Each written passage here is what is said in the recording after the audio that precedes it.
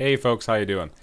This is going to be a recording just to kind of explain what the annotated bibliography is, kind of going through some of the processes, trying to explain what a primary, secondary source is, what the requirements are, and kind of just jumping into it. Now I'm in my Santa Monica page right now, but whatever I say here is going to pretty much hold similar weight for my GCC classes because the assignments are the same.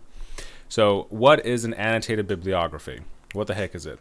So at the end of your papers, if your professors ask you for a 4, 5, 10-page paper, whatever, your bibliography at the very end is the sort of, the sources, right, that you needed and that you chose and that you worked with. Whether it's a few or 10, 15 sources, however many it is.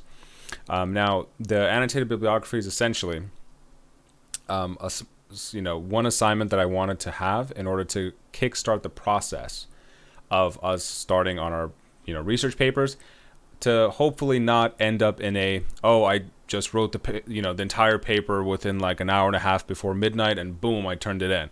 So hopefully we can kind of like not get to that stage in our lives, and so this is an opportunity for us just to turn in work a little bit earlier. For me to get feedback and for you to work on your papers afterwards. So the requirements will be for you to provide a thesis / whatever your main argumentative point or topic is going to be, and a few sources, at least 2 primary and at least 2 secondary. And in addition to that, I give a little bit of help saying if you need help with your actual citations, go to sites like EasyBib or a few others online. You can punch it into the MLA format and get a nice little source kind of churned out for you. But if you go into the annotated bibliography assignment, and just let me go on the home page here. But if you go into the module. In the module, there's guidelines. So if you click on the guidelines, you're going to see, I prepared a nice little, few pages here for all of you to kind of scour through. But I'll kind of go over right now and give a little bit extra detail just in case people might still be confused a little bit. And so once again, this assignment, which is tied to the paper, right? It's not completely separate. This is work geared towards just starting your paper, right? These are not 2 completely wildly different assignments. These are intermixed. And so I want a working thesis statement to the best of your ability, right? Whatever you are going to be arguing, and at least 2 primary, at least 2 secondary sources. Now, as far as the thesis statement goes, a typical model of a thesis statement is going to be arguing something in particular with additional sub-points, right? A thesis statement is usually the last sentence in your introductory paragraph. And just by me clicking on the first page and scouring through the first page of your essay, if I just look at that one sentence, which is the last sentence of your intro, the thesis, I should be able to get the gist of your paper. So for example, I think I have an example somewhere here.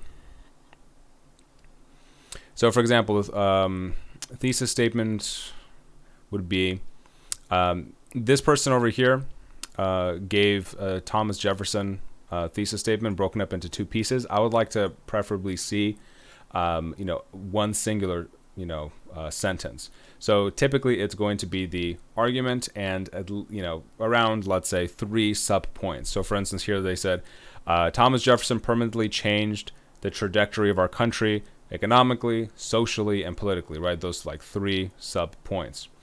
But I've seen other amazing topics. I think I might have it here. Hold on, let me. Yes, this is the one I wanted to look for. So this will be a nice, thesis here. So, although the Western Allies were instrumental in winning World War II against the Axis powers, the Soviet Union played an enormous role toward ultimate victory by turning the tide of battle on the Eastern Front, strategizing in the Big 3 meetings, and fighting ideological warfare between communism and fascism. So the main argument here is the Soviet Union played an enormous role, right, that led to victory.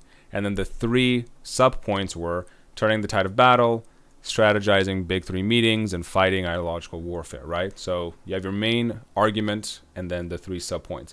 I don't want this to be necessarily a summary paper, right? Just you summarizing history. I want you to argue something in particular, right? And then this paper is going to, flesh out your arguments. So that's going to be the thesis that I just want up top, which is whatever your thesis statement is, whatever your working thesis statement is. And then below that, at least 2 primary sources and at least 2 secondary sources. Now, what is a primary and a secondary source? A primary source is anything that happened during that time period or that day and age. For example, let's say if your paper is going to be about, World War II, right?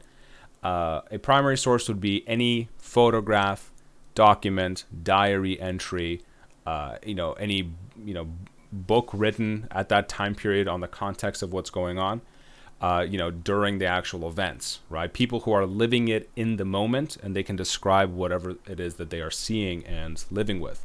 That's a primary source. A secondary source is after the fact, people are writing about that event. So for example, 15, 20, 30 years after World War II, historians are going to be writing about World War II and what happened. That's a secondary source. These people did not necessarily live those experiences themselves, but they are writing about it in sort of the after fact, right? So I have an example here, for instance, because beneath those 4 sources, I want a small little paragraph just describing what is the source and how you plan on using it for your paper or your argument, right?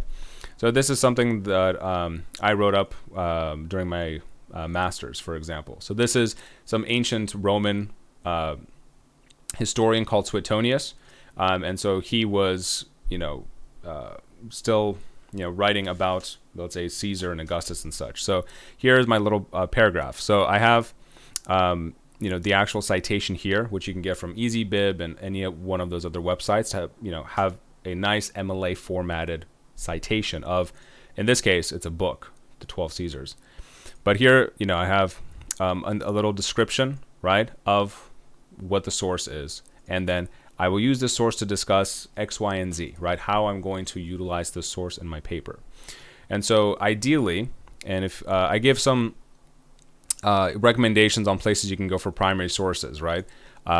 Any government archive website, Avalon.law, for Yale has some good stuff. LOAC.gov also, but any good primary source will do, no matter where you find it.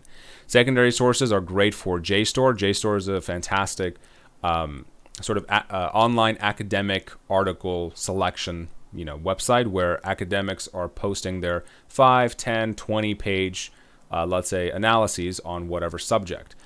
We have free access via our school, so just go through, go to JSTOR, log in through our school, and you should have free access there.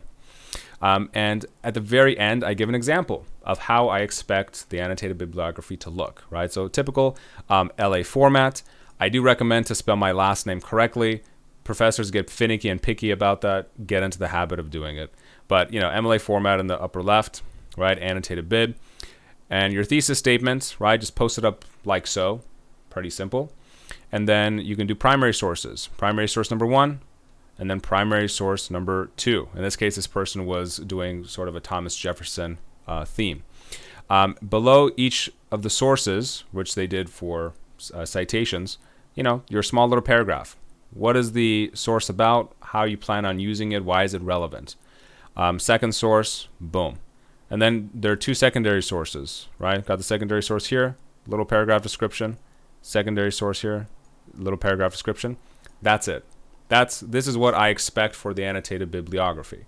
And so the idea here is going to be, this is going to be your introductory work for writing your paper to get the ideas started. So at least, let's say, a week and a half to 2 weeks before the paper is due, you have some semblance or idea what you would like your thesis statement to be, and at least 4 sources of what, would help you write your paper, right? So just getting the research started.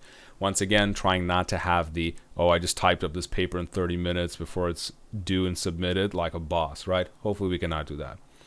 But yeah, that's pretty much it. I will give feedback on the annotated bibliography. I know my grading is always lightning fast, obviously, but I will actually grade as quick as possible for this assignment because you do need feedback in order to write the final paper. After I do give feedback, let's say I will help you adjust your thesis statement a little bit, right, and kind of maybe refine it.